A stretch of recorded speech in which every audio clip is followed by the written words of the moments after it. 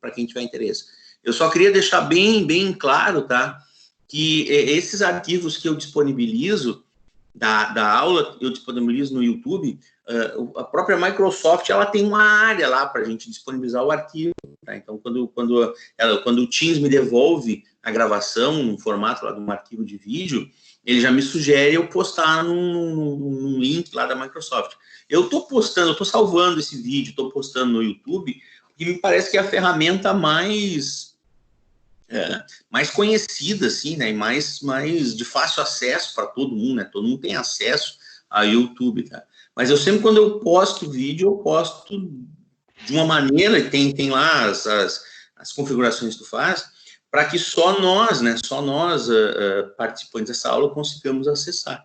Então, até recebi aí algumas solicitações, assim, algumas pessoas preocupadas, eu estou aparecendo no YouTube, não sei o que tem. Não tá. Só está aparecendo para nós como tu está aparecendo na sala de aula, tá? Bueno, então, vamos nós aqui. Eu preparei, então, uma aula para a gente falar sobre a continuidade do negócio. Plano de continuidade do negócio. Eu lembro que há um tempo atrás, há muito tempo atrás, eu trabalhei na área de auditoria de sistemas de uma instituição financeira e a gente chamava, né, o plano de continuidade de negócios de plano de contingência, que nada mais é o mesmo documento, é o mesmo pensamento, né? Só que mudou de nome. Agora o Diego está me dizendo que estão chamando aí no secreto, estão chamando de BIA, né? São ações que tu define para caso aconteça situações que comprometam a existência da organização, o que precisa ser executado, o que precisa ser feito para que a organização não deixe de existir. Então, é isso aí que a gente chama de plano de continuidade de negócio. Então, aconteceu uma grande situação que não era prevista, não foi prevista, e as organizações elas tiveram que se adaptar a essa situação de uma maneira assim muito traumática, né? Que é a realidade que a gente está vivendo agora. Então é o momento de se pensar como é que os negócios vão continuar. Nas aulas anteriores eu mostrei para vocês aqueles conceitos de globalização, mostrei para vocês a dimensão econômica da globalização, né, as várias subdimensões, e agora me parece que é bem o momento da gente começar a pensar como é que essas organizações que atuam no mercado globalizado, como é que elas vão fazer para dar continuidade aos seus negócios. E eu quero começar a destacar o seguinte, assim, as organizações elas precisam ter uma postura preditiva e proativa. Até esse momento, nós fomos reativos. Os fatos, né, as circunstâncias, a realidade, ela veio acontecendo e foi passando por cima das organizações, passando por cima dos gestores das organizações.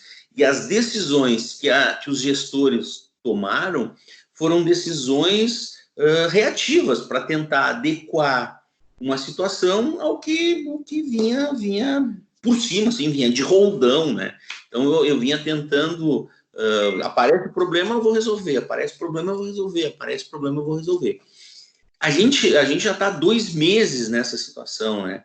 Então agora chegou o momento da gente ter uma postura mais preditiva, começar a pensar como é que a gente vai sair dessa situação, como é que essa situação vai se desenrolar aí pelos próximos meses, e a gente vai ter que ser mais proativo. Os gestores terão que ser mais proativos na sua tomada de decisão.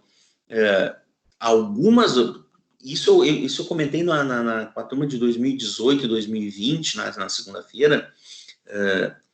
Eu acredito que algumas organizações elas vão conseguir reverter perdas que elas tiveram nesse momento. Algumas organizações elas vão ter muita dificuldade para reverter essas perdas e elas vão trabalhar aí com dificuldade em um determinado período. E outras organizações elas simplesmente vão deixar de existir porque a nova realidade ela não não aceita mais determinados tipos de negócio. Só para materializar o que eu estou dizendo, a abertura dos restaurantes, né? Eu estava lendo aí no nosso jornal local como é que alguns restaurantes estão se adaptando para essa abertura que começou hoje. Eu acho que esse final de semana vai ser o primeiro final de semana de efetiva frequência, de efetiva ida dos consumidores aos restaurantes. Então, tinha um dono de restaurante dizendo que ele tinha um serviço de buffet, né? Buffet livre, todo mundo conhece, e que o serviço de buffet livre dele exigia que ele servisse no mínimo 300 refeições. 300 pessoas tinham que ir lá pagar o valor do buffet para que fosse rentável para ele manter o serviço em funcionamento. E que ele trabalhava com uma média entre 500 e 600 pessoas, né, pagando lá o buffet livre. E da forma como o serviço vai voltar, ele não vai ter mais essa quantidade de pessoas, porque o serviço de buffet livre está inviabilizado, né? Todo mundo sabe o que é um buffet livre, a gente passando ali, né, na mesa onde a comida está servida e se servindo. Jorge, me permite, aqui já voltaram os restaurantes, né? Então o buffet funciona tipo presídio, né? Que o preso vai passando com a bandeja, tu diz, uma concha disso aqui, uma daquilo ali. Então é isso que eu estou dizendo, Edu, é bem isso aí, assim, ó, algumas empresas, elas vão conseguir reverter perdas que elas tiveram nesse momento. Outras empresas terão mais dificuldade em reverter essas perdas. E algumas empresas, eu não sei precisar o número, né, a quantidade, e algumas empresas elas vão deixar de existir porque o modelo de negócio que elas executavam não é mais um modelo de negócio viável. Então, a empresa que muda, né, um restaurante que muda o buffet livre, para esse buffet aí que o Edu está dizendo assim, tipo presídio, ela vai conseguir reverter as perdas, sei lá, daqui mais algum tempo, né? Mas algumas não vão conseguir, elas vão deixar de existir. Bom, quando eu falo assim em deixar de existir, uma empresa, uma organização que deixa de existir é uma abstração, né? É uma abstração porque a organização ela é formada por pessoas, né? Uma empresa é formada por pessoas e as pessoas não deixam de existir. Então, essas pessoas elas vão ter que executar outra atividade para conseguir ali a sua subsistência, a sua remuneração, seguir com a sua atividade. Isso é uma coisa interessante, eu acho que eu já falei disso para vocês, mas na turma 2018, 2020 eu comentei, no ano de 1900 e final dos anos 80, início dos anos 90, eu trabalhei como digitador num banco, né? Da meia hora às 6h30 da manhã, da meia-noite e meia às 6h30 da manhã. E era um andar inteiro de digitadores, né, no banco, devia ter umas 500 pessoas fazendo digitação naquele horário, e hoje é uma atividade que não existe mais, menos de 30 anos atrás, é uma atividade que não existe mais, mas as pessoas existem, por exemplo, eu estou aqui hoje exercendo uma outra atividade, e todas aquelas pessoas que trabalhavam comigo, elas também devem estar exercendo uma outra atividade. Elas tiveram que se reinventar, tiveram que buscar outras possibilidades, outras condições de trabalho, né? Então, para as empresas vai ser um pouco disso também, né? Os gestores eles vão ter que buscar essas soluções para garantir a continuidade, no caso de um empreendedor, para garantir a continuidade do seu investimento. A gente está vivendo, então, essa crise, tá? E me parece que a gente está começando eu não vou dizer sair, mas a gente está começando a mudar de fase. A gente saiu daquela fase do impacto inicial, onde a gente fica meio perdido, sem saber o que fazer, e a gente está indo para aquela fase da gente começar a procurar onde eu vou me postar, onde é que eu vou ficar. E essa segunda fase que a gente está entrando, onde eu vou me postar, ela traz questões-chave, o termo aqui é questões-chave, que os líderes empresariais devem pensar. Antes de eu seguir, eu quero fazer como é que é, Quando tu conta o final do filme, como é que é o nome? É um... Spoiler. Spoiler, já vou fazer um spoiler para vocês. Essa apresentação aqui é uma apresentação que eu busquei, tá, numa empresa de auditoria de atuação mundial chamada Ernst Young, e ela nasceu de uma pesquisa que a Ernst Young fez com várias empresas no mundo inteiro, principalmente empresas da China e empresas do Oriente, que foram as primeiras atingidas por essa situação. Então, tudo que eu estou mostrando para vocês nasceu dessa pesquisa que a Ernst Young fez. Tá? E como é que as empresas conseguiram ter essa visão proativa, conseguiram resolver essas questões chaves aí. Mas, nessa pesquisa, o termo que sempre foi usado foi líderes empresariais. Líderes empresariais. E aí eu parei para pensar, claro, eu peguei no site da Ernst Young do Brasil, tá? Mas isso foi uma pesquisa mundial e originalmente estava em inglês. Eu fiquei pensando assim, por que a tradução foi de líderes empresariais? E aí eu imagino que seja isso, tá? Nós temos muitos empresários, nós temos muitos empreendedores, muitos empreendedores, pessoas que iniciam um negócio e que fazem o negócio prosperar. Mas quantas dessas pessoas podem ser consideradas líderes empresariais? E aí eu refleti muito, né, na hora que eu estava montando essa apresentação para vocês e para outras turmas assim que pegaram uma parte dessas informações, e é algo que eu sempre digo assim, ó, é a responsabilidade. Vocês fizeram comigo a disciplina de modelo de gestão cooperativa, e lá eu apresentei para vocês aquele negócio da teoria das elites, né, apresentei os capitais que as pessoas têm, né, e a cada capital que uma pessoa tem, esse capital vem junto com uma responsabilidade. Então, um exemplo, né, uma pessoa muito forte, né, uma pessoa que se dedica a cultivar o capital físico dela, fazer exercício físico para ficar forte, né, o cara tem 2 metros de altura, um cara que consegue carregar peso, enfim, né? Bom, ele desenvolveu o capital físico dele, mas junto com isso veio a responsabilidade. Essa é uma pessoa que nunca pode perder a paciência, nunca pode deixar a raiva dominá-la. Porque se ela perder a paciência com alguém, ela deixar a raiva dominá-la, talvez ela dê um soco em alguém que ela mate a pessoa. Porque ela é muito forte, ela desenvolveu um capital físico muito forte, né? Uma pessoa que desenvolve o capital cultural, que é uma pessoa muito culta, ela nunca pode deixar essa cultura dela fazer com que ela ridicularize alguém por essa pessoa não conhecer algo, não ter a mesma cultura que ela. Ela conseguiu construir um capital cultural muito grande, mas a responsabilidade que vem junto é a responsabilidade dela conseguir disseminar esse conhecimento que ela fez.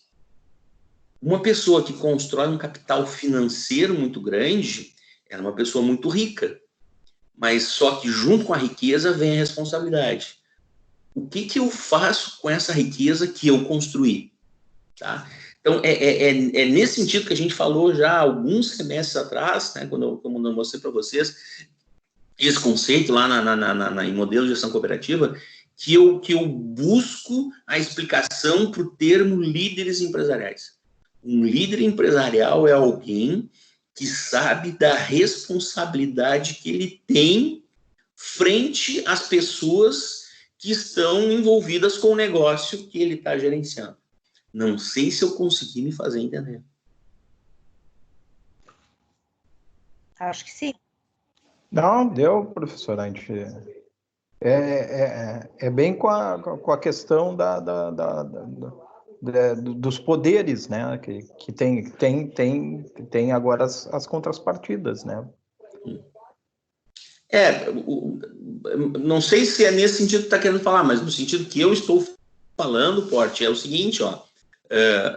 Um empreendedor que constitui uma empresa e essa empresa se dedica a produzir, vender, ou comercializar, ou prestar serviço, essa empresa existe para remunerar o investimento que foi feito nela.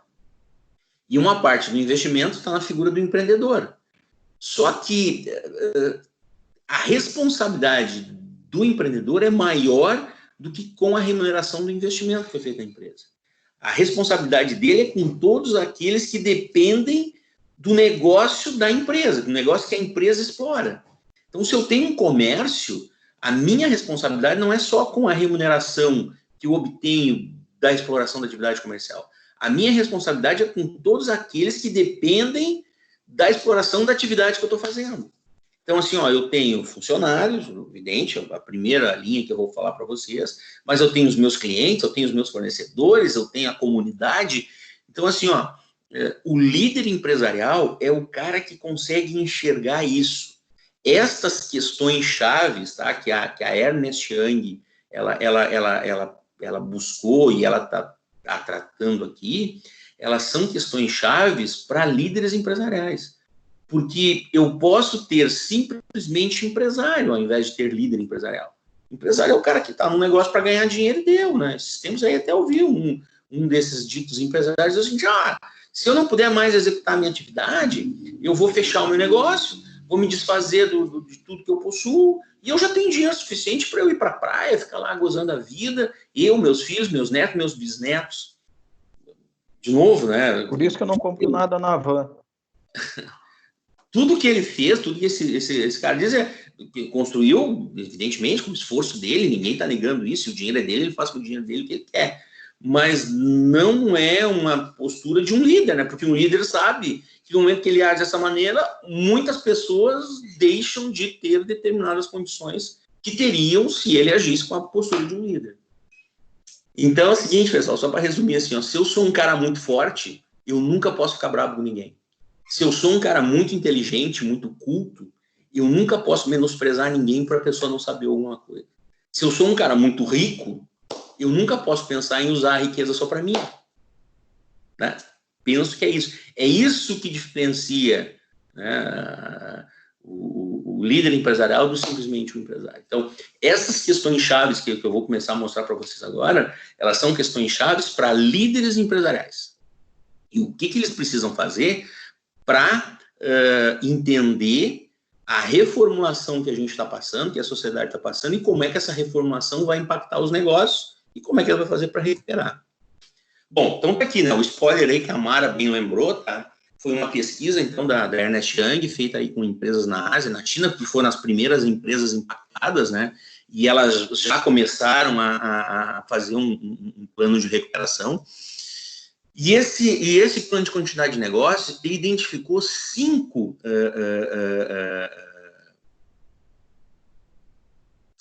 prioridades que esses líderes empresariais devem dar para que o seu negócio continue. A primeira dessas 5 prioridades é a segurança das pessoas.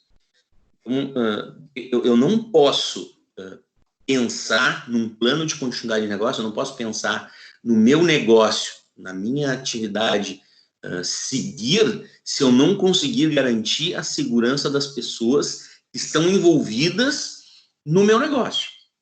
E como é que eu vou fazer para que essas pessoas tenham o que está sendo chamado de um engajamento contínuo, né? Para que elas constantemente entendam que elas fazem parte de um negócio que vai continuar.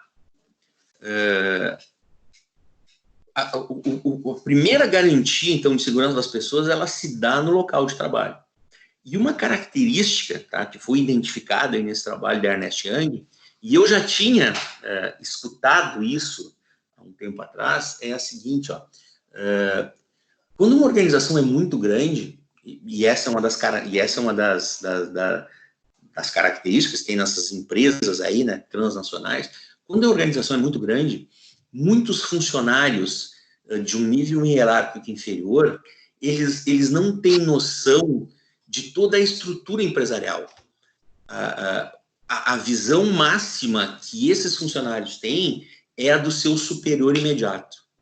Então, imagina assim, um cara chegando para trabalhar numa grande empresa que atua no mundo inteiro, né? Se ele trabalha numa função muito operacional, né? que o nível hierárquico fica muito na base da estrutura, ele muitas vezes ele não tem a visão total do que é a organização. E o máximo que ele conhece da organização é a informação que o superior imediato dele passa. Então, assim, ó, essa pesquisa, ela retrata bem essa característica, tá? As pessoas, os empregados das organizações, eles procuram orientação sobre segurança primeiro no empregador, primeiro na empresa. O que a empresa está pensando em fazer para garantir a minha segurança pessoal? Depois eles vão procurar essas informações, essas orientações, junto à comunidade, junto ao ambiente onde eles estão inseridos. E essa comunidade vai desde a igreja, vai desde o sindicato, vai desde do grupo do que o cara participa, desde da turma que se reúne, né?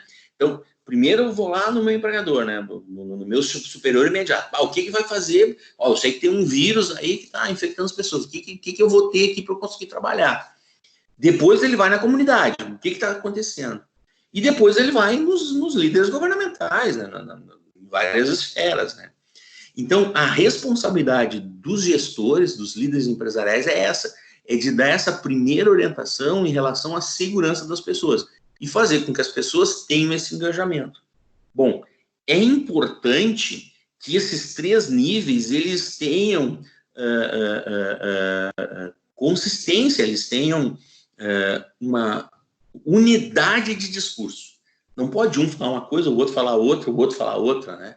Então, quando acontece isso, as pessoas começam a dizer, eu acredito em quem? Acredito no meu chefe, eu acredito no meu colega que está dizendo não sei o quê. Então, vocês também já fizeram a disciplina de comunicação empresarial comigo, né?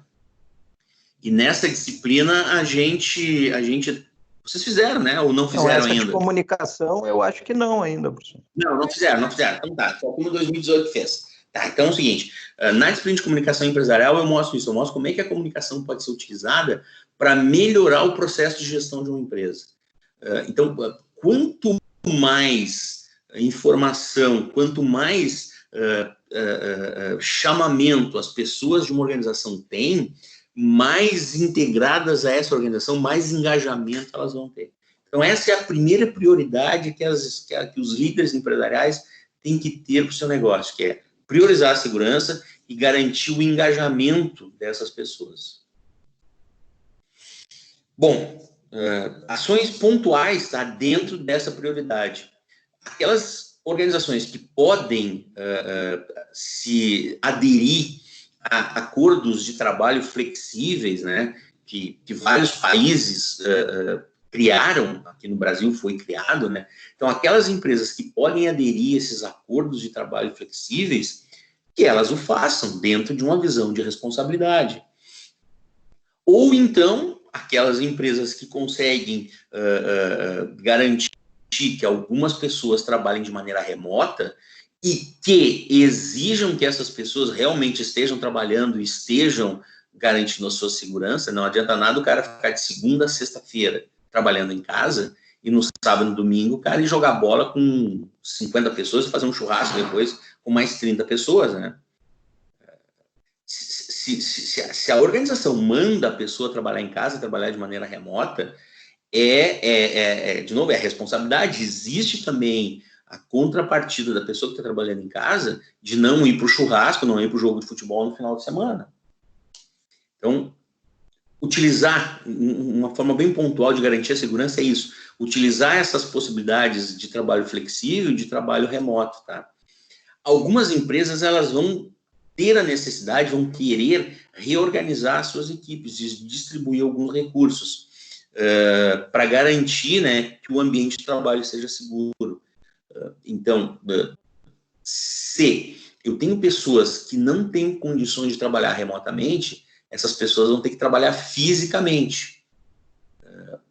Mas talvez eu tenha uma outra equipe que trabalhava fisicamente que ela não precisa mais trabalhar fisicamente. Ou seja, é função dos gestores fazer essa reordenação, essa reorganização das equipes para garantir que todos aqueles que possam, né, entrar em situações de flexibilidade de trabalho e de trabalho remoto façam, e que aqueles que não tenham condições não façam, mesmo que eu tenha que misturar situações que originalmente, né, acordos que originalmente existiam.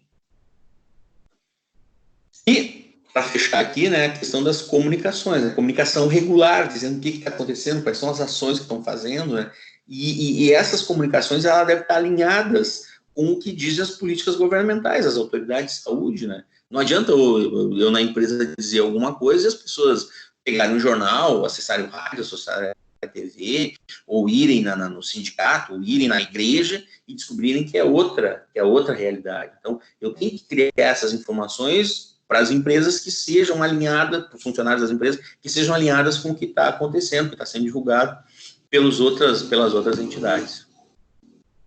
E aqui tem uma palavra legal, tá? Encontrar maneiras de reimaginar um ambiente de negócios onde não haja dificuldade para que eu mantenha um equilíbrio.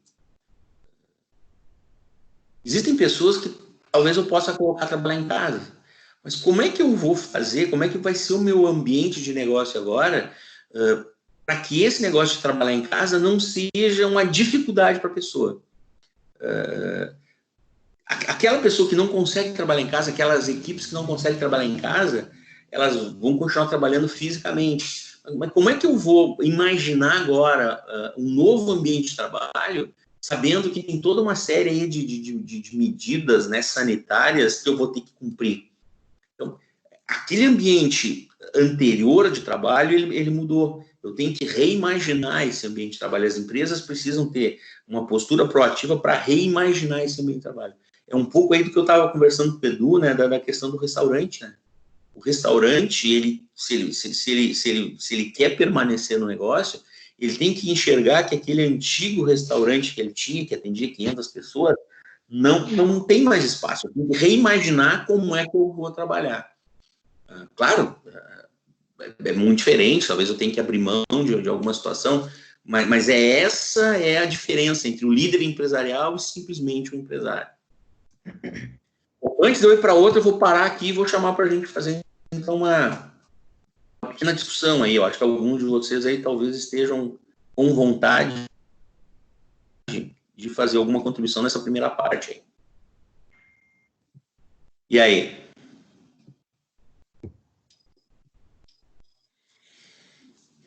Quem se candidata? O Porte já apareceu aí na tela. Não, professor, hoje eu vou deixar os colegas se manifestar agora já. Tô com saudade de ouvir a voz do Diego. Vou pela ordem aqui, então. Vamos a Camila. E aí, Camila? Tudo bom? Tudo. E aí, gostaríamos de ouvir tua opinião.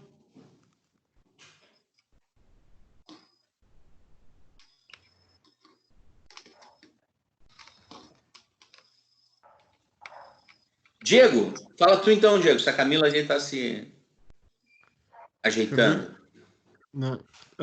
Professor, é o seguinte, o senhor falaste, o senhor chamou bastante atenção para o ponto de que as empresas, o primeiro passo a ser priorizado são as pessoas que, enfim, que contribuem com a empresa, tanto diretamente quanto indiretamente, né? No caso lá do Sicredi, eu trago muito a experiência do que eu estou vivendo agora. Eu faço parte de um processo bem crítico e trabalho com BIA no braço, tá? Uma determinação lá do Sicredi é que nem mesmo... Alô? O Porte estava limpando que nem mesmo os fornecedores, professor, tenham algum problema ou, por exemplo, demitam alguém. O Sicredi manteve os pagamentos em dia de todos os fornecedores e exigiu que nenhum profissional do quadro deles fosse demitido ou, enfim, durante essa pandemia. E isso está bem claro na análise de negócio. Isso aí é uma postura de um líder empresarial. É verdade. O senhor sabe que eu tenho muito orgulho dos presidentes que passaram pelo Sicredi, principalmente do seu Chardon e do agora, então, o atual presidente, eu só chamo de presidente, esqueci o nome, Tavares, o João Tavares. Seu Ademar Chardon, seu João Tavares. Eles, é uma pena eu não poder compartilhar o BIA para todos, mas ele é um documento, sim, ele é fantástico, ele traz, ele é um documento, é um papel, é uma planilha em Excel, mas ele traz todos os pontos que a gente é desconhecido para todos os funcionários. Ele tem certa alçada, então, por exemplo, eu vejo os documentos da minha alçada, e ele diz todo um processo assim, olha, se tal indicador atingir tal patamar, os processos a serem disparados são esses e aqueles. E o massa é que eu trabalho com indicador com indicador não financeiro, com indicador de disponibilidade de tecnologia. Então, eu não é indicador gerado pelo Sicredi, é indicador gerado pela comunidade, pela web, né? E se determinada coisa acontecer, eu tenho que executar determinado tipo de processo.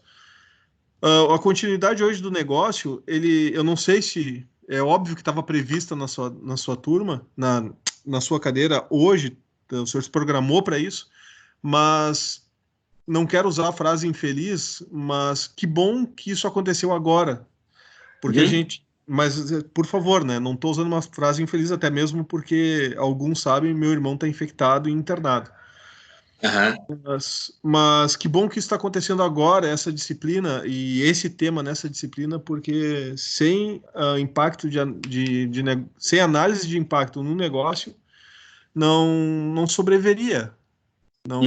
As empresas não iam conseguir, e muitas não têm, né? Então, por isso, muitos estão aí. Eu acho que é isso que tu está comentando, Diego, é o seguinte, assim, ó, aquela empresa que fica com a postura de surge o problema, resolve, surge o problema, resolve, surge o problema, resolve, é uma organização que não consegue pensar na continuidade do negócio. Ela está pensando em resolver situações pontuais. E ela vai sobreviver 1 ano, 2 anos, 3 anos, não sei, até o momento que não dá. Surgiu o problema, não tem como eu resolver. Então, essa postura preditiva e proativa é justamente isso, é o pensar na continuidade do negócio, nas operações que eu executo e como é que essas operações vão continuar. É isso aí. Sim. Edu! Fala, Edu. Eu acho que o único tipo de empresa que se preparou para contingenciar numa pandemia foram as seguradoras, né? Vocês já se deram conta que, por exemplo, ontem morreram 1.780 na TV do segurador é incrível, né? Não, seguradora não paga o prêmio do seguro em caso de pandemia. Já te deu conta disso? Sim, na pós, lá tem opções que não vale, claro. No caso de guerra, em caso de alagamento. Mas a última que eles cogitaram, que eles pecaram por excesso de cautela, foi justamente pandemia, né? Enfim, mas isso para introduzir. Empresa alguma, organização alguma, acho que tinha um plano de contingência para algo desse tipo, né? Seria tão provável quanto a guerra. Não, também, eu concordo contigo. Não tem, Edu. Só que é o seguinte, assim, ó, a gente está com 2 meses, tá? Então, é um período que tu já tem que começar a pensar. Quanto mais rápido tu pensar isso, mais condições tu vai ter de sobreviver, né? Não, mas o mundo carece até de exemplos, né, Jorge? Tu vai ver que exemplos nós vamos pegar de organizações que conseguiram se tornar perenes após a gripe espanhola, né? Que organizações existiam naquela época, como é que elas se reergueram? Ou tu vai ter que pegar como funcionou um pós-guerra, né? Só que uma guerra destrói infraestrutura, a pandemia não destruiu infraestrutura, né? Ela destruiu o mercado. Sobre a guerra, até a gente comentou, tá? Na dimensão econômica aí da globalização, eu falei para vocês que acompanhando esses programas aí de construção, né, de reforma, eu vejo muito os caras usando uma madeira para viga, né, que é LVL, né? E aí eu fui pesquisar o que é isso, né? Então, assim, ó, isso foi uma tecnologia que veio da guerra, as empresas primeiro se prepararam para fornecer essa madeira para que era utilizada para a fabricação das hélices dos aviões, e quando a guerra terminou, a empresa não deixou de existir, a empresa agora vou usar isso aí na construção civil, né? Então, evidente, ninguém se prepara para ter que fabricar isso para a guerra. Ninguém se prepara para deixar de fabricar isso para a guerra. Mas é a velocidade que algumas pessoas, algumas organizações conseguem dar para essas mudanças. É aí que está. A velocidade com que tu resolve isso. Tá? Tu quer ver uma situação... Já vou antecipar, assim, é uma visão minha, tá? A última aula que a gente teve presencial, dia 16 de março foi quando houve a suspensão das aulas na Scope. Dia 18 de março a gente já não teve aula, então a última aula presencial que a gente teve foi no dia 11 de março. A primeira aula que nós tivemos foi no dia 4 de março. A segunda aula foi dia 11, a aula do dia 18 a gente não teve. E a gente hoje, 2 meses depois, a gente está conseguindo dar uma resposta que vai garantir a continuidade das nossas atividades. Quantas instituições, com 2 meses, ainda não conseguiram dar essa resposta?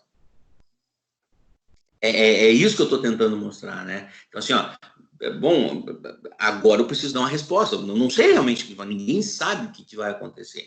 Esses artigos, assim, que a gente está trocando e tal, é mais para a gente buscar visões, né? E tal, mas ninguém sabe. Mas essa busca rápida por uma resposta, é isso que garante, né, a continuidade do negócio. Quando eu trabalhava na área de auditoria de sistemas dessa instituição financeira, a gente dizia, a única ação que não é válida para nós, no caso de um desastre, é sentar no cordão da calçada e chorar. Se sentar no cordão da calçada e chorar resolvesse, a gente ia fazer isso. Mas não resolve, a gente tem que ter alternativas, né? Eu acho também, para fechar, eu acho também que eu já usei para vocês o exemplo aí do Roberto Carlos, né? O Roberto Carlos, ele só sai pela mesma porta que entrou. Pô, é um cara que fica sem alternativa, né? Tu entra num lugar, tu só pode sair pela mesma porta que tu entrou, tu não tem, no caso de uma catástrofe, tu não pode sair porque tu só sai pela porta que tu entrou. Então, eu tenho que ter alternativa. Depois que eu entro no lugar, eu tenho que mapear tudo e ver quais são as alternativas que eu tenho para sair daquele lugar. Fala, Edu. Não, eu estava lembrando, falando em contingenciamento, eu estava lembrando de alguns cases, né, que marcaram, não tão graves quanto uma pandemia, né, mas o primeiro deles, eu lembro, Maria, do pessoal que não era nascido, que foi o caso da Borregar. Borregar ganhou prêmios, inclusive, de relações públicas, que foi quando surgiu... Aí no Brasil, né, o que se chamou de planos de contingência, né? Borregar tinha um problema, né? A Borregar é a Riocel, hoje é celulose, Guaíba, A Riocel tinha um problema que ela mandava um cheiro terrível, né? Tu lembra, dependendo do vento que estava em Porto Alegre, não sei se tu já morava... Tu não morava em Porto Alegre ainda, né? Não morava, mas eu acompanhava pela TV, o pessoal falando da Borregar. Lá onde tu mora hoje, por exemplo, num dia que estivesse um vento sul, né? Era um cheiro terrível. E aquilo ali fez despencar as ações da Borregar, foi numa época que estava começando, o Lutzenberger estava começando. Na época, o início dos conceitos de ambientalismo surgiram ali. Sim. E aí eles chegaram à conclusão que eles tinham 2 opções. Uma, investir em equipamentos, né, para mitigar aquela questão do odor, né? Só que isso não seria eficaz sem a mudança da imagem. E aí eles resolveram, né? Agora a Borregar se tornou a Riocel. E aí a Riocel era inovação e tal, né? Em termos de proteção ambiental, era muito fachada, mas, enfim, foi um qualquer mudança de nome em organização, qualquer mudança de nome, sempre tem essa tentativa. Outra o passado e mostrar que agora é uma situação nova. Outra que eu me recordo, mais recente, foi, por exemplo, a Odebrecht, né? A Odebrecht, com a questão da Lava Jato, ela foi atingida enquanto instituição, né? Porque os executivos foram punidos. Eu vou te dar um exemplo mais próximo, eu vou te dar um exemplo mais próximo da gente, assim, até meio, né? A gente até pode ir meio para uma coisa mais lúdica, né? O Pampa Burger, né? Pampa Burger, uma década atrás, vendeu maionese estragada. Pessoas que foram para o hospital, né? Com problemas graves, né? De intoxicação, né? E quando ele retornou, o que ele dizia, né? Não coma maionese estragada, venha comendo Pampa Burger, né? Então, e continuou, tá aí, estava funcionando, tem que inventar de novo, né? O que a Odebrecht fez? Primeira coisa que o Conselho decidiu, a partir de estudos de conscienciamento, seria demitir o Marcelo Odebrecht, né? Quer dizer, vamos demitir o dono, né? A terceira geração de donos, como se aquilo ali fosse desvincular a imagem do executivo corruptor, né, com a questão da empresa, da instituição, a fim de buscar porque ela já estava prejudicada, né, atingiu em cheio a organização. O Edu, na disciplina de comunicação empresarial, a gente vai ter um tema que a gente vai estudar algumas aulas que se chama gestão de crise, né? E é um pouco do que a gente está vivendo agora, assim. Quando a gente falo nisso. E de novo, assim, essa rapidez das respostas é que é o diferencial. Conseguir responder de uma maneira rápida às novas situações é que é o diferencial. E principalmente admitir os erros, né? Um caso emblemático. No nosso Brumadinho. Edu, só para a gente voltar, tá? No nosso caso aqui, não houve erro, né? De organização, as organizações elas foram impactadas olha, vou dizer uma palavra forte, sim, mas talvez impossível as organizações imaginar que essa situação fosse se materializar. Mas elas precisam ter, eu vou insistir, ter respostas rápidas para sair, né? É essa que é a questão. Mara, vamos lá, Mara. Pois olha, amanhã, com o novo decreto do prefeito e autorizando a abertura dos shoppings, então, a gente vai se organizar para voltar e abrir a agência, né? Que a minha agência é dentro do Shopping Vale. Então, tem 72 horas, etc. Amanhã começa a higienização da agência e vamos ver, assim, o atendimento público nessa agência vai acontecer a partir de segunda-feira, com todos os requintes, né? Máscara, álcool gel, toda essa questão.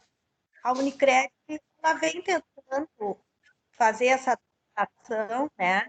Inclusive da dos colaboradores fazendo rodízio, alguns outros em home office. Né? O que é isso que a gente estava vendo ali, né? Essa segurança das pessoas, né? Exatamente. A segurança de nós, colaboradores, e também dos associados, que vão estar lá acionando as coisas, né? Não, é isso aí. É isso aí. Mauro. Fala, Mauro. Sim, senhor. E aí, Mel? Fiquei atrasado hoje um pouco. Vi a partir da segunda lâmina ali. Tá. Eu entendi o tema. E, inclusive, segunda-feira eu participei de uma live da empresa Conecta, não sei se você conhece. Não, Conecta Mauro, é uma empresa que trabalha... Ela é uma mídia eletrônica de cooperativismo. Ela só trabalha para a mídia de cooperativismo, né? Inclusive, foi ela que organizou toda a divulgação do Congresso Mundial de Cooperativa ano passado em Brasília, né? Eles fizeram até um resumo e tal. E o tema era cooperativa de plataforma, mas, digamos assim, o pano de fundo, na verdade, a cooperativa de plataforma volta com uma certa, digamos assim, interesse, justamente porque o momento, o cenário possibilita, né, a atuação de cooperativa de plataforma. E aí eles têm um cara, um americano que está nos Estados Unidos e que ele participou de lá. E então ele trazendo alguns exemplos. Mas o que importa, que tem conexão com o nosso tema aqui, o que o senhor comentou anteriormente, é a velocidade de decisões. Então, agora, tem que tomar a decisão, não pode mais. Então, as nossas cooperativas, todas elas, com raras exceções, elas são retardatárias, em termos de tecnologia, né? E, para ter uma ideia, a maioria das pessoas que estavam ontem lá, eles não sabiam o que era a cooperativa de plataforma. Então, eles estavam confundindo o uso de tecnologia por parte da cooperativa com cooperativa de plataforma. Então, o que eu quero dizer é o seguinte, as cooperativas não usam tecnologia. Sim. Principalmente a cooperativa que não vê uma necessidade disso. Claro que as cooperativas de crédito, onde trabalha a Mara, onde trabalha o Diego, eles morrem se não houver tecnologia. Se não houver tecnologia... Não é dinheiro, o negócio é tecnologia. Exatamente, é informação. Trabalhar a informação rapidamente, né? E isso vai acontecer com as outras empresas também, é a mesma coisa. Se eles não agirem rápido, não tiver velocidade, se eles não se conectar mais longe, eles também digamos assim, vão desaparecer também, né? Então, a ideia é exatamente essa. Se antes existia uma necessidade de decisão em relação à transformação digital, agora, com muito mais razão, porque agora mudou o mercado, agora mudou o cenário, agora mudou o comportamento das pessoas, né? Então, esse é E uma questão que você está trazendo, eu quero destacar, eu até não estou apresentando aqui, mas eu acho que tu trouxe e vale a pena a gente falar um pouquinho. No artigo que o Gerson compartilhou com a gente, tá? Isso eu concordo, tá? Eu já tinha feito ali uma consideração, né? É um artigo de uma revista, né? De um grupo de empresas lá da China, então ela está divulgando, né? A visão chinesa. Mas ali diz o seguinte, eu concordo com isso, assim, ó.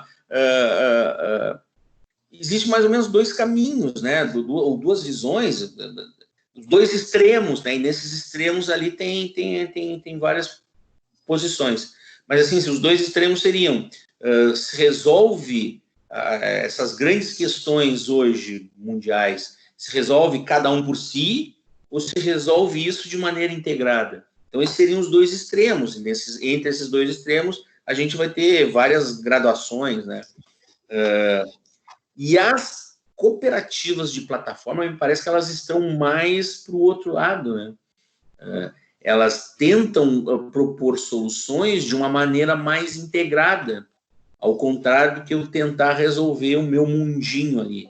Eu acredito muito nisso, eu acredito que a gente precisa resolver as questões de uma maneira mais integrada do que uma maneira mais isolada. Eu não tenho dúvida que o vértice é esse, professor, a integração, cooperação ou colaboração. Não tem como, porque quem fechou, como foi o caso daquela matéria do jornal que o senhor encaminhou, que eu encaminhei o meu trabalho em cima daquilo, exatamente isso. Na hora que eles fecharam as fronteiras, eles perceberam que cometeram um equívoco, aí tiveram que abrir, então agora estão acertando, né? Muito bem. Então, um dos exemplos de uma empresa que vai mudar completamente o seu modelo de negócios é a CVC. A CVC, ela apenas 10%, se eu já comentei, alguém vai ter que ouvir de novo.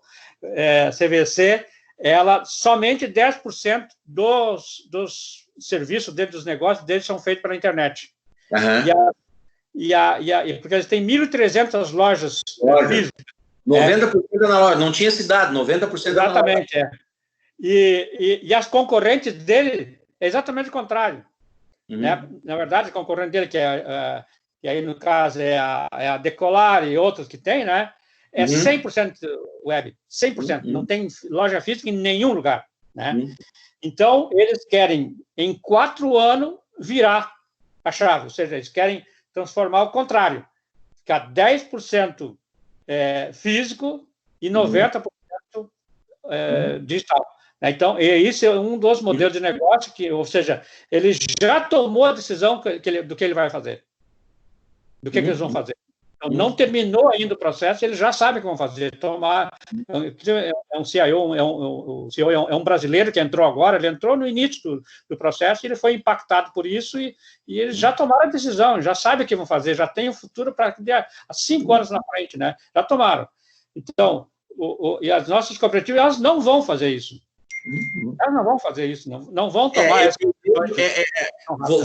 Voltando a essa questão assim, de velocidade de resposta, e voltando para a área de educação, eu vejo muitos acertos, né, na condução das autoridades estaduais aí na questão da pandemia, mas só agora está se falando em utilizar aulas pela TV para os alunos, né? Só agora, 2 meses depois, né? Eu não tenho certeza, acho que isso o Edu consegue me ajudar. A TV Piratini não foi extinta, né? A Fundação TV Piratini não foi extinta, né? TV aqui do estado, Edu, não foi extinta, né? Ela está funcionando ainda. Não, mas ela está em processo de extinção. Não foi, mas está em processo. A Fundação Piratini segue existindo, né? É a Rádio Cultura e a TV Educativa, né? A Rádio Cultura e a TV Educativa, isso aí. É o seguinte... A fundação é a fundação. Agora que eu escutei que vão capacitar, eu acho que 15 professores para dar aula e tal. 2 meses, né? Sim. 2 meses, sim. 2 meses. Isso já tinha que... Assim, ó, o gestor da educação, na segunda semana, olha, vamos combinar, na segunda semana ele já tem que pensar o que eu vou fazer. De novo, não é a brasa para o nosso lado, mas assim, ó, na primeira semana a gente mandou atividade pelo Moodle, conversou pelo e-mail. Na segunda semana eu comecei a mandar vídeo para vocês. Na terceira semana a gente entrou por aqui. Então, assim, ó, tem que ser rápido, né? Tem que ser uma coisa rápida.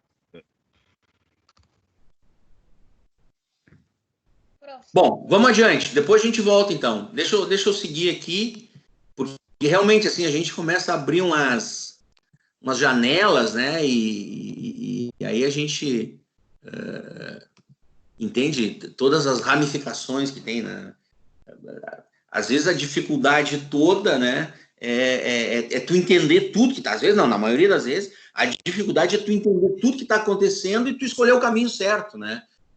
Aquela expressão, né? Eu trocar o pneu com o carro andando, né? Então, eu tenho que fazer um bom diagnóstico e eu tenho que escolher um bom medicamento, tenho que escolher uma boa... Falar em medicamento agora não dá. Eu tenho que fazer um bom diagnóstico, eu tenho que escolher um bom tratamento e tenho que fazer tudo isso com a situação acontecendo, né? Então, reimaginar, me parece que é isso. Bom, a segunda, algumas empresas já tinham estratégias de continuidade de negócio. Algumas empresas já tinham saído desse nível assim de surge o problema, resolve o problema. Essas empresas também vão ter que rever a sua estratégia de continuidade de negócio. E nessa revisão, existem alguns desafios, tá? O primeiro desafio, de novo, se a gente está falando em empresa, se a gente está falando em organização, a gente está falando de dinheiro. Então, o primeiro desafio que as empresas precisam enfrentar na hora de rever a sua estratégia de continuidade de negócio, para aquelas que já têm, ou para formular uma estratégia de continuidade de negócio para quem não tem, é avaliar qual é a liquidez de curto prazo que é necessária. E quando a gente está falando aqui curto prazo, a gente está falando do conceito financeiro de curto prazo, que é um conceito de até 1 ano, 360 dias, né? 1 ano comercial. Curto prazo, o conceito financeiro de curto prazo, aí eu acho que a Mara trabalha bem com isso, né? O conceito financeiro de curto prazo é 360 dias, 1 ano comercial. Então, as empresas, as organizações, elas vão ter que avaliar qual é a liquidez necessária para o curto prazo. E as empresas vão precisar monitorar essas pressões que elas podem sofrer no curto prazo. Quando eu digo pressão, eu digo o seguinte, assim, ó, a empresa ela tem que estimar quanto dinheiro ela precisa para manter a operação no curto prazo, em até 1 ano. E em quais momentos vai haver pressão sobre esse dinheiro que eu preciso. Então, eu preciso de R$1.000 para sobreviver 1 ano. Em quais momentos esses R$1.000 serão mais pressionados? Em quais momentos eu mais terei de gastar, eu mais terei que diminuir desses R$1.000? A administração financeira, ela é um conceito que eu dou, eu trabalho em alguns cursos de pós-graduação, eu trabalho lá de administração financeira. Eu sempre digo assim, ó, a gestão financeira, ela é sempre de curto prazo, né? Porque não existe eu fazer um planejamento financeiro de longo prazo se amanhã eu tenho uma situação que faz com que eu perca todo o meu dinheiro. eu não vou chegar no longo prazo. A administração financeira é sempre de curto prazo, é sempre pensar muito próximo, um horizonte muito próximo. Então, as empresas, para elas reverem, né, esse plano de continuidade de negócio, para elas criarem esse plano de continuidade de negócio, elas têm que estimar quanto dinheiro elas precisam no curto prazo e em quais situações elas vão ter pressão para gastar esse dinheiro. E aí elas têm que intervir de uma maneira oportuna. Bom, nós estamos no mês de maio. Então, nos próximos 360 dias, quanto dinheiro eu preciso? Se eu descubro que no mês de outubro eu vou ter uma necessidade de pagamentos muito alta, que vai fazer com que esse meu dinheiro diminua, eu tenho que intervir agora, não em outubro. Eu tenho que conseguir fazer definir ações agora para evitar que em outubro eu gaste todo o dinheiro que eu preciso até o final dos 360 dias. Essa é um desafio para as empresas. Trabalhar a questão da liquidez. Eu já vinha falando para vocês, assim, existe os investimentos, né? Eles trabalham a questão de liquidez, rentabilidade e segurança.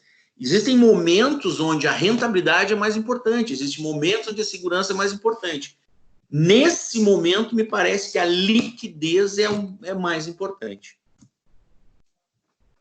Um outro desafio para as empresas é conseguir avaliar os riscos financeiros nesse curto prazo e os riscos operacionais.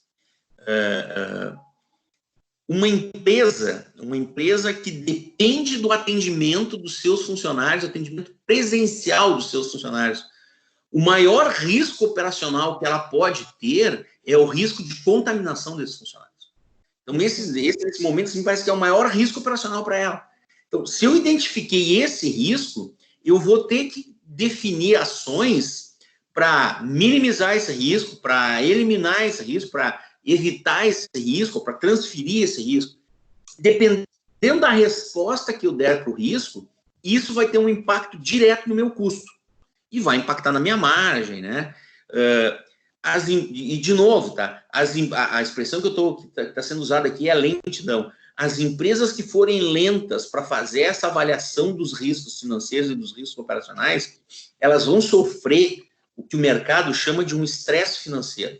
Estresse financeiro é quando, na linguagem popular, eu começo a vender o almoço para comer a janta. O cara chega de manhã para conseguir o dinheiro para pagar o boleto da tarde. Ele encerra o expediente pensando em como é que ele vai conseguir o boleto para pagar, o dinheiro para conseguir o boleto para pagar às 10 da manhã. Ele termina às 10 da manhã, ele está pensando o que... Então é isso, assim, ó. Eu tenho que avaliar os riscos financeiros e os riscos operacionais.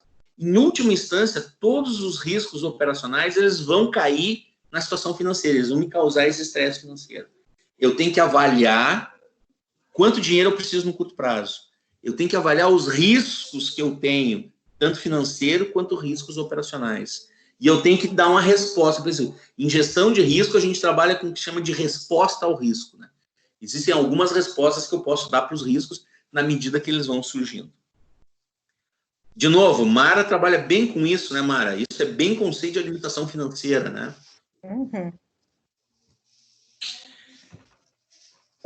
As empresas, as organizações, elas têm que avaliar, para fazer essa identificação de riscos financeiros, riscos operacionais, elas têm que avaliar quais são as vulnerabilidades internas que ela tem. Então, uma empresa que tem uma estrutura de custos muito elevada, isso é uma vulnerabilidade interna. Uma empresa que tem um nível de desperdício muito elevado, isso é uma vulnerabilidade interna. Então, elas precisam monitorar isso aí.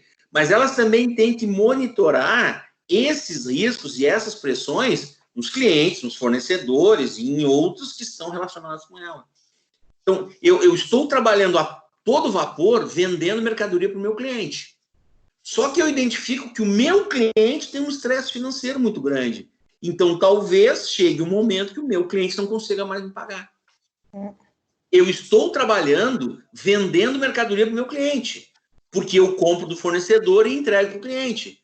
Só que eu identifico que o meu fornecedor tem um problema, que toda a atividade dele está parada e não vai conseguir mais me fornecer mercadoria. Então, essa é uma pressão, é um estresse financeiro do meu fornecedor, que vai impactar em mim. Quando a gente estudou a dimensão econômica da globalização, eu falei o seguinte, nas cadeias globais de produção, E isso, sim, é muito difícil das empresas conseguirem reimaginar, porque grandes organizações globais, elas têm as suas cadeias totalmente integradas, né? Então, a empresa está produzindo aqui, mas a matéria-prima vem da China, o cliente está nos Estados Unidos, então eu tenho que monitorar o meu risco interno, tenho que monitorar o risco do meu fornecedor, tenho que monitorar o risco do meu cliente. Então, essa segunda dimensão aí, né, de redimensionar o meu plano de continuidade de negócios, ela envolve essas questões. São muito complicadas, né? O gestor que trabalha nesse nível, ele vai ser um gestor muito exigido, né? Mesmo empresas pequenas, mesmo empresas locais, muitas vezes elas não sabem que elas estão sujeitas a um estresse de um fornecedor que está localizado lá não sei aonde, né? Eu tinha um pai de um colega do Marcelinho, ele era produtor de soja. Toda a soja que ele produzia, ele vendia lá, né, para um grande player, né, e isso era exportado.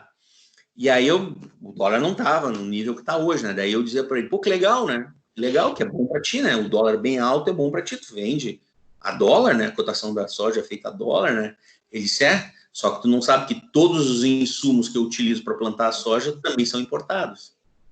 Então, se aumenta o dólar, por um lado eu ganho, porque a cotação da soja é em dólar, mas todos os insumos, defensivo, fertilizante, não sei mais o que é utilizado, tudo isso é importado, não existe nada produzido no Brasil.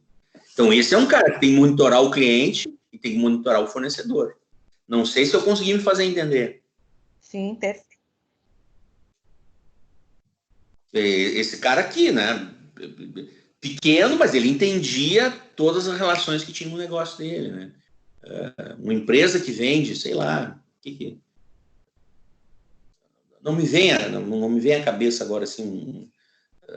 Eu já disse para vocês, né? O Brasil exporta uma quantidade grande de itens, né? Mas existem 5 itens que representam, acho que 80% de tudo que o Brasil exporta. É soja, minério de ferro, carne in natura, petróleo e açúcar. Carne in natura, soja, minério de ferro, petróleo e carne in natura. Pô, mas o Brasil exporta petróleo, aí é uma questão do tipo do petróleo, né? Tem um petróleo que serve para fazer gás, um petróleo que serve para fazer gasolina, enfim. Então, esses 5 itens representam 80% do que o Brasil exporta. E o Brasil importa uma quantidade grande de itens, né? E aí não tem um que tem uma representatividade maior, assim, né? Mas, por exemplo, medicamentos, boa parte dos medicamentos que a gente usa no Brasil são importados. No agronegócio, fertilizantes, defensivos agrícolas, tudo importado.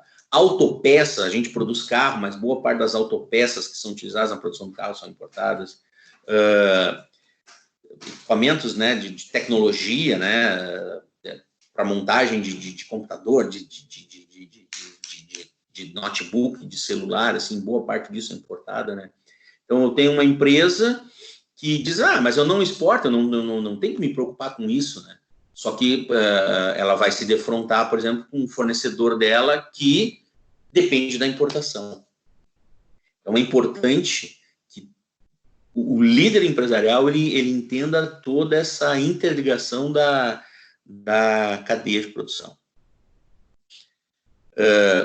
Uma outra questão pontual é o seguinte: depois que eu sei disso, eu tenho que começar a pensar em opções, né, alternativas, né? Olha, eu tenho um fornecedor que talvez não consiga manter a frequência de entrega, então quem supriria essa lacuna, né? Marketing a gente estudou, né? Então eu tenho que buscar uma alternativa para o meu fornecedor, aí tem toda essa história do custo da mudança, né, que a gente já estudou lá, ou talvez eu tenha que desenvolver uma solução àquele fornecedor. Talvez eu tenha que fabricar matéria-prima, criar uma linha para eu não depender mais do meu fornecedor. Eu mesmo fabrico matéria-prima que eu utilizo, né? Tem que verificar, tem que considerar isso em algumas situações. E determinar como é que isso vai impactar o meu orçamento. Quanto eu tinha de previsão de faturamento, quanto eu tinha de previsão de gasto, quanto eu tinha de previsão de resultado. E aí eu tenho que começar a testar cenários. A gente diz que no orçamento a gente sempre trabalha com 3 cenários. Um cenário realista, um cenário pessimista e um cenário otimista. Então, mais do que nunca, eu tenho que verificar quais os impactos que essa pandemia está trazendo nos meus orçamentos e pensar nesses cenários. E talvez eu tenha que criar até alguns outros cenários, né? Eu não penso mais no cenário otimista, e eu penso no pessimista, e talvez no super pessimista, né? E aí eu talvez tenha que fazer um realinhamento aí para saber se eu vou continuar, se eu vou conseguir continuar ou por quanto tempo eu vou conseguir continuar.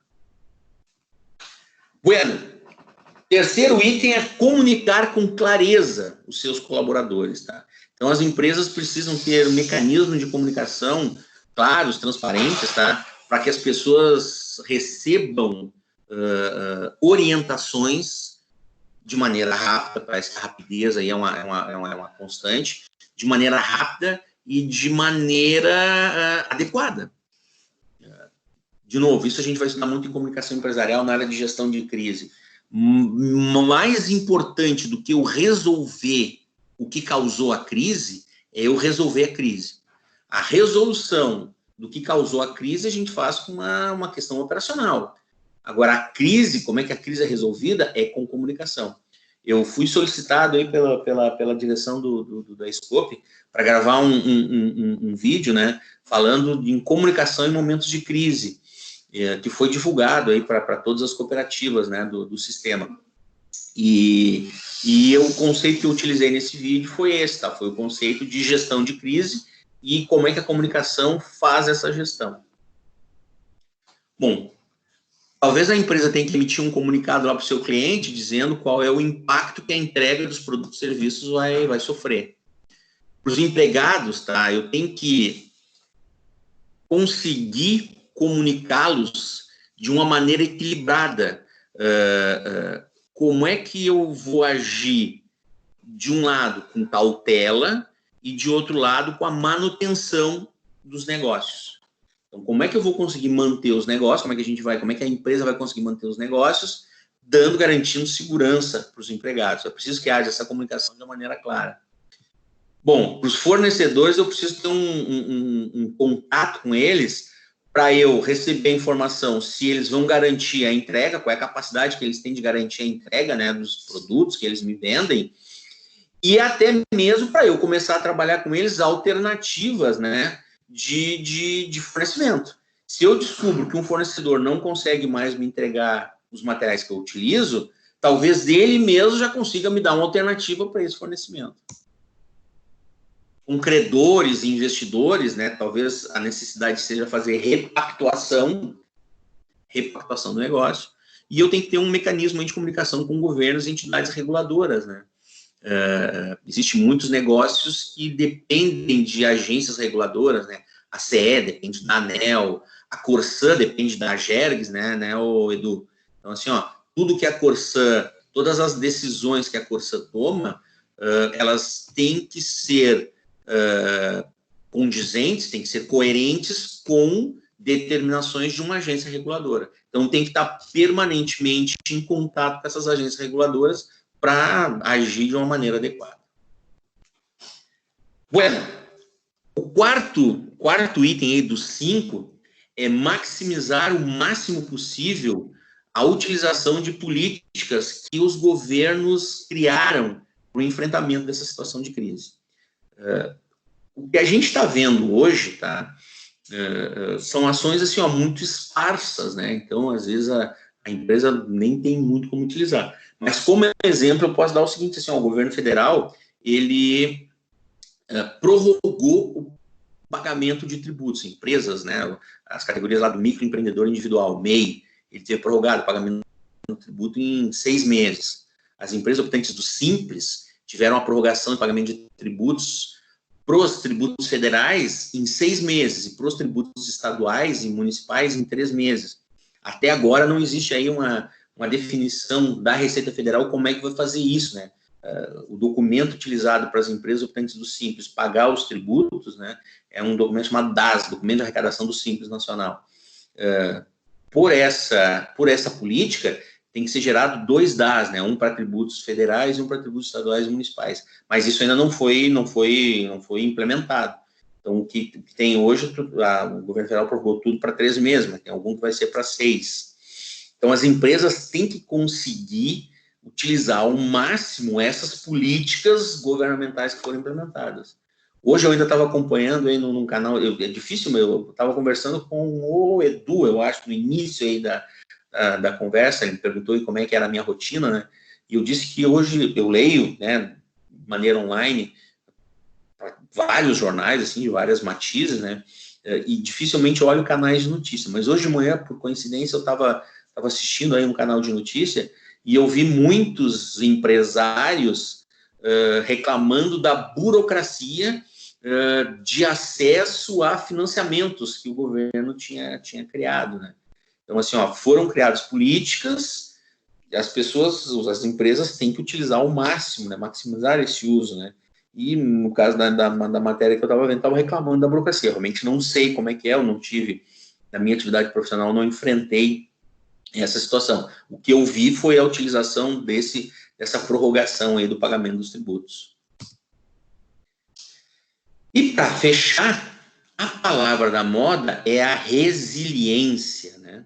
Resiliência para preparar o que vai ser o normal daqui para frente. Sempre que surge a palavra resiliência, eu fico pensando assim, o que significa, né, resiliência? Eu até vou confessar para vocês, não sei se eu já procurei no dicionário, se não procurei no dicionário o que é resiliência, mas me parece que o sentido, né, de resiliência, quando se fala, né, seja na nossa atividade profissional, seja numa empresa, é a capacidade que se tem de suportar adversidades. Resiliência está ligado com isso. O conceito de negócio de resiliência é esse. A capacidade que tu tem de suportar adversidades e de tu conseguir superar essas adversidades. E para fechar, sem o uso da violência. Então, resiliência é isso, é tu suportar as adversidades, tu transpor essas adversidades sem a necessidade de usar a violência. Então, um exemplo assim, bem corriqueiro, né? Eu trabalho numa empresa e eu constantemente sou exposto a dificuldades dentro do meu ambiente de trabalho, no meu relacionamento, né? Então, a resiliência está relacionada a isso, assim, eu suportar essas adversidades, eu superar essas adversidades sem eu quebrar a cara de ninguém. No momento que eu quebro a cara da pessoa, no momento que eu vou lá e bato na pessoa, no momento que eu vou lá e demito a pessoa, no momento que eu vou lá e eu peço a demissão, ou no momento que eu vou lá e xingo a pessoa, né? Tudo isso são formas de violência física, violência verbal, violência, né? Todas as formas de violência. Então, no momento que eu consigo suportar as adversidades, superar, transpor as adversidades, sem a utilização de violência, então, nesse momento, eu tive resiliência.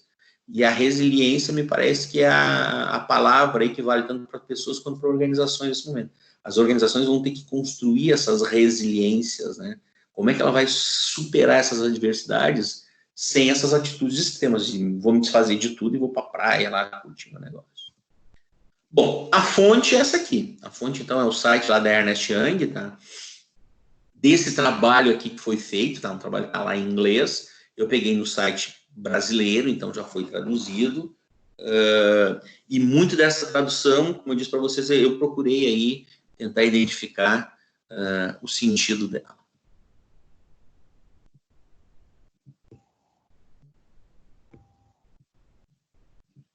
E aí, pessoal, o que vocês me dizem? Camila, eu acho que eu tinha começado a falar lá no início e caiu, né? Tô aqui. E aí? Também nem bota a mão para tirar, né? Oi? Deixa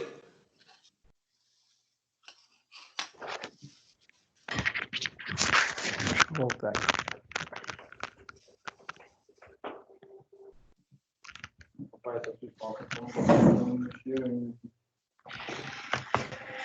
Alguém quer comentar alguma coisa?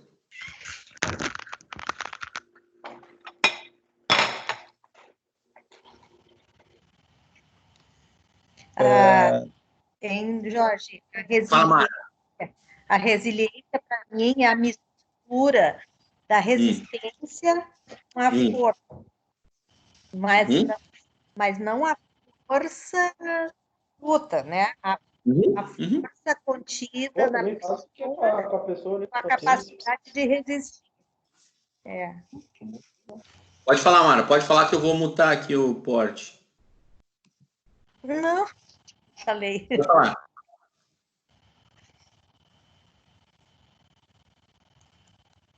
Fala, Mara.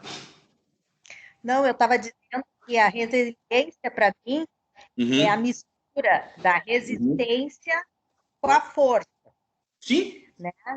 Onde tu suporta e tu tem uma fortaleza dentro para poder gerenciar essa resistência àquela intempérie, né?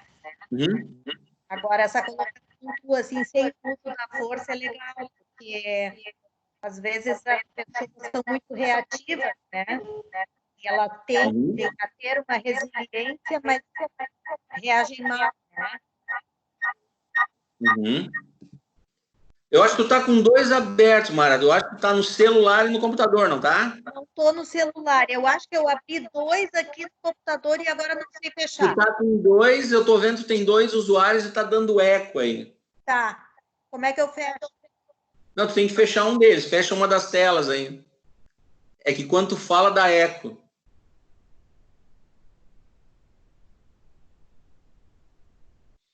E aí? Se foi a Marinha. Não, ela tava com dois usuários, e aí fica dando eco, ó. Tá aí, ó. Ela tá aí. Só que ela tava com dois usuários, aí quando ela fala, duas janelas abertas, e quando ela falava, dava eco. É isso, né, Mara?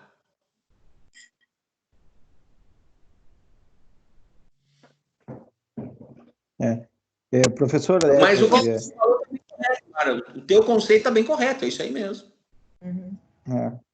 Eu acho que dessa parte aí, professora, a que eu acho que é a mais, na minha leitura, né, é a questão da comunicação, é tu conseguir envolver todo mundo, né, com a mesma ideia, ainda mais hoje em dia, né, professor, como o senhor disse, daqui a pouco tu tem uma diretriz, mas as pessoas recebem informação e o exemplo, né, nós estamos tentando fazer todo um procedimento nesse momento de crise, de contenção, de uso de EPIs, e daqui a pouco tu tem um dirigente nacional usando exatamente o contrário.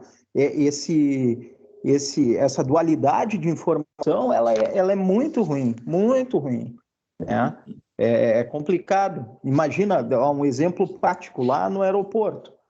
Nós temos uma fila de carros com os taxistas, e assim, a orientação é usar máscara, e passageiro só entra dentro do carro se tiver de máscara, né? Mas daqui a pouco tu tá recebendo informação do órgão federal que não está usando, está rindo disso, e daqui a pouco vem um passageiro que vem sem máscara, daí tu vai ter que barrar ele para entrar no teu carro, já aconteceu.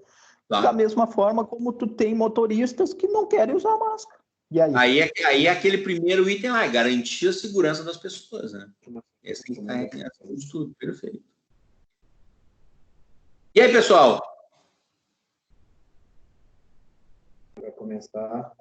Da minha parte, é essa daí, professor. Achei muito boa a explanação aí. Legal. Pensando as partes mais importantes. Bom, o negócio é o seguinte. Fala, Edu. Fala, Edu. Semana que vem acho que vai ser show de bola, hein? Essa de comunicação. Essa é muito legal. Essa é muito legal. Assim, ó. E eu tive a oportunidade, Edu, de fazer uma transição, tá? Quando a Scope começou, existia uma quantidade bem maior de professores do que existe hoje, né? E o professor que primeiro trabalhou essa disciplina era um publicitário. E ele acabou não ficando na Scope, saiu, tal, se desligou.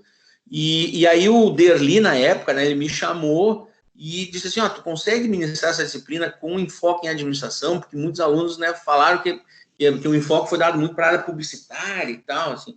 Consegue trabalhar com o enfoque da administração? Eu disse, olha, eu acho que eu consigo, sim, né? No mestrado, eu estudei marketing e tal, acho que dá para fazer. E aí eu consegui montar essa disciplina com essa visão da administração. Como é que a comunicação pode ser utilizada para melhorar a gestão? E desde então eu tenho recebido, né, um retorno bem positivo, assim, por parte dos alunos. Bueno, pessoal, então é isso. Hoje foi bem mais tranquilo, tá? Hoje foi bem mais tranquilo, assim, acho que a gente conseguiu conduzir legal. Não sei se essa minha vinda para cá, mais para perto do Modem, contribuiu ou não contribuiu, né? Mas foi mais tranquilo. Na semana passada, eu comentei com vocês, depois no grupo, depois por e-mail também, né? Muitos vizinhos meus aqui, na quinta-feira de manhã, vieram me perguntar se a minha internet estava boa durante a noite e tal. E pelo que eu vi, assim, estava todo mundo com internet ruim e só normalizou a situação na quinta-feira, perto do meio-dia. Então, na semana passada, eu acho que foi isso, assim, acho que foi algum problema técnico aí da net, assim, nessa região aqui.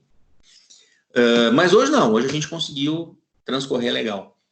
A nossa aula, então, está gravada, vai ficar o vídeo, né, lá no YouTube, que eu acho que é o canal aí mais de fácil acesso para todo mundo, mas é privado, então não precisa ficar com preocupação, né, de acesso, né. E eu ainda não atualizei as notas, tá? Mas todos aqueles que me entregaram o vídeo, eu não consegui passar o vídeo para todo mundo, tá?